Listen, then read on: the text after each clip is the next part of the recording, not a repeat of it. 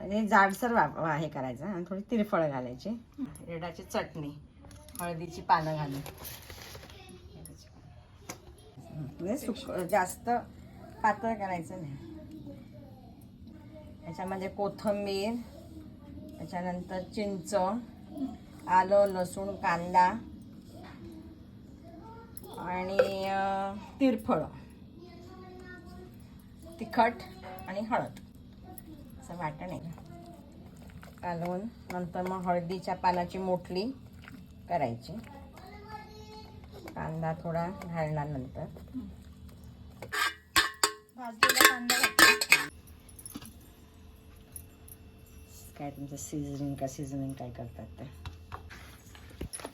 ते करताना असे करायचं.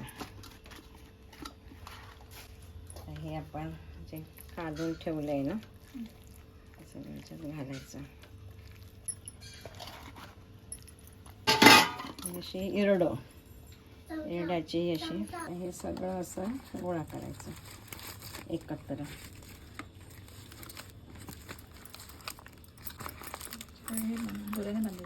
दोऱ्याने बांधायचं किंवा आपलं काय रब्बर असेल तर रब्बर ठेवायचं. 5 मिनिटांनी परत जरा उघडून बघायचं. पूर्ण बावणार ती पाणी. म्हणजे आता हे जे वरचा भाग राहिला ना तो सुद्धा होणार. आपण उघडूया.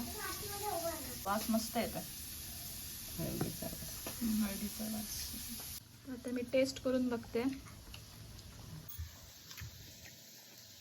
मस्त आहे. तुम्ही पण नक्की ट्राय करा. तेलामध्ये बनवलेली ही रेसिपी आहे. नक्की एकदा ट्राय करा. आणि जर आवडला असेल तर लाईक करा, जास्तीत जास्त शेअर करा आणि रेसिपी ट्राय करून मला नक्की कमेंट बॉक्समध्ये सांगा. चला पुन्हा भेटू. बाय.